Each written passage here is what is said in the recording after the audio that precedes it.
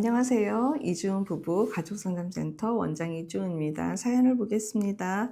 안녕하세요. 저는 41살 초등학생 아들 2명을 키우고 있습니다. 겉으로는 평범해 보이지만 지난 2년 동안 집안의 갈등 때문에 많이 지쳐 있습니다. 시어머니는 건강상의 이유로 자주 집에 오시는데 오실 때마다 제 생활 전반을 지적하십니다. 집이 왜 이러냐, 여자가 좀 단정해야 한다 같은 말을 반복하고 때로는 아이들 앞에서도 네 엄마가 게으르니까 너희가 이렇게 되는 거야 같은 표현까지 하십니다. 아이들까지 영향을 받는 걸 보면서 마음이 많이 무너졌습니다. 더 어려운 점은 남편의 태도입니다. 제가 힘들다고 말해도 엄마 원래 그래, 네가 좀 참아줘 라고 하고 시어머니의 발언이 상처된다고 하면 너는 왜 그렇게 예민하냐고 오히려 제 탓을 합니다. 그래서 자연스럽게 제 감정을 남편에게 말하는 것도 조심스럽고 두려워졌습니다. 저는 그동안 시댁을 향해 최선을 다했습니다. 병원도 모시고 다니고 생신상도 제가 직접 준비하며 가족으로 대하고 싶었습니다.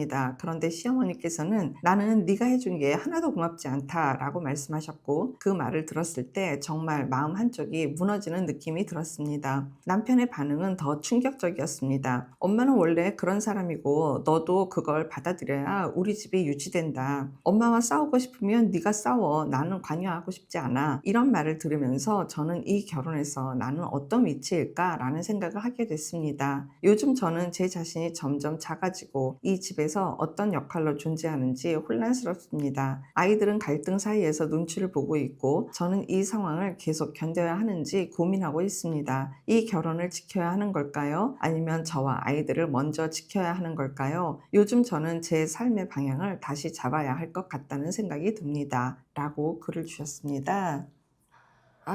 정말 진 빠지고 지치실 것 같아요. 무슨 이유로 시어머니하고 잘 지내려고 하는지 한번 생각해 보셨으면 좋겠어요. 남편이 엮여 있죠. 남편하고 잘 지내려다 보니까 이제 시어머니도 자주 오시고 이러다 보니까 애들 할머니고 이런 여러 가지 이유로 정말 생신상도 직접 해드리고 병원도 모시고 다니고 뭐 이런 여러 가지 것들을 하시고 계시는 건데 이렇게 최선을 다했다고 이야기하는 사연자님이 앞으로는 되지 않아도 된다라는 근거들이 지금 여기 다 있어요. 이게 하고도 이 정도 수준이라면 이제는 이걸 뒤집으면 안 해도 상관없는 거잖아요. 하고도 전혀 인정받지 못하고 고마워하는 거 1도 없다라는 게 확인됐잖아요. 근데도 그거를 계속 해야 되는 생각을 사연자님이 하고 있으니까 이런 일이 벌어진다고 저는 생각하거든요. 시어머니가 나의 노고를 당연시해요. 이게 말이 돼요? 나의 노고를 왜 당연시하죠? 내 노고가 얼마나 값어치 있는 거고 나의 이런 마음 이런 것들은 진짜 돈으로 이게 뭔가 환산되지 않는 정말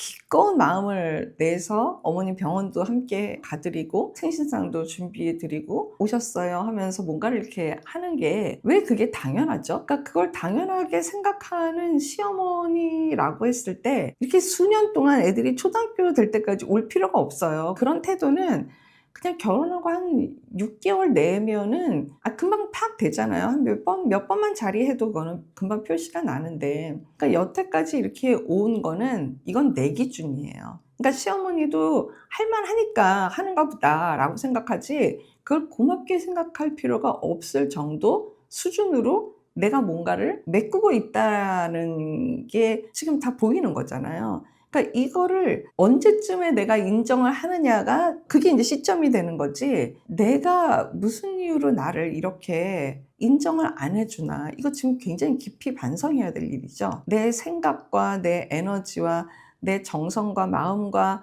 정말 내가 이렇게 보살펴 드리고자 하는 나의 에너지를 내가 이제 기껍게 보고자 하나 이거를 보셔야 되는 게 굉장히 중요한 거예요. 그래서 이런 에너지를 이제는 더 이상 쓸 필요가 없다는 걸 확인했잖아요.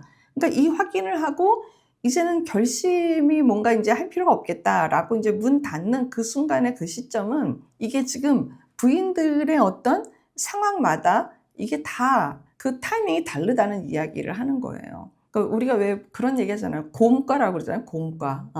진짜 늦다.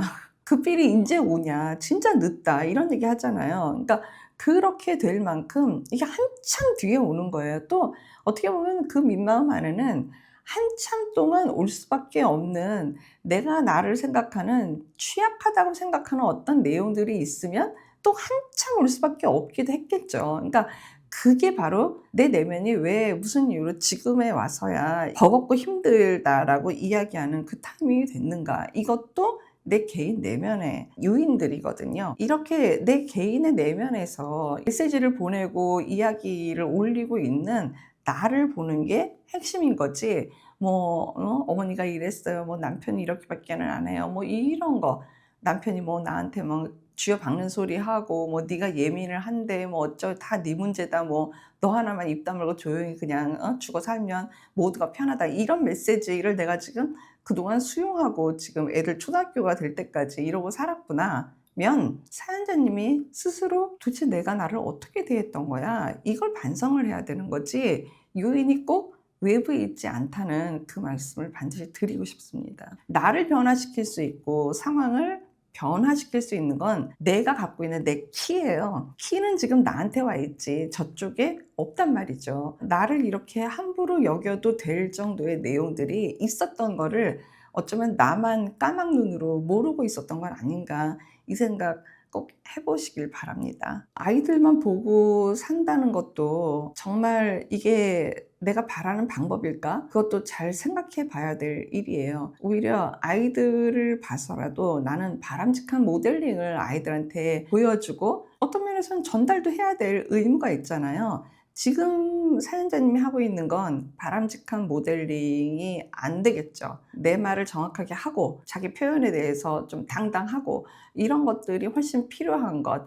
그것이 내 아이를 지키는 거지, 그냥 딱 차단 이렇게 해놓고 그냥 이렇게만 가는 거가 정말 이게 바람직하고 내 아이를 지키고 나를 존중하는 걸까? 이 생각은 해볼 필요가 있어요. 부부 애착 학교도 괜찮고 동그라미 집단 상담도 괜찮고 개인 상담도 좋고 부부 상담이면 뭐 더할 나위 없이 정확하게 해결할 수 있고 이런 방법들이 있으니까 너무 혼자서 전전긍긍하지 않으셨으면 좋겠어요. 어떻게 해서든지 의지만 있으면 해결할 방법들은 여러 가지 방법들이 있다라는 그 말씀 드립니다. 고맙습니다.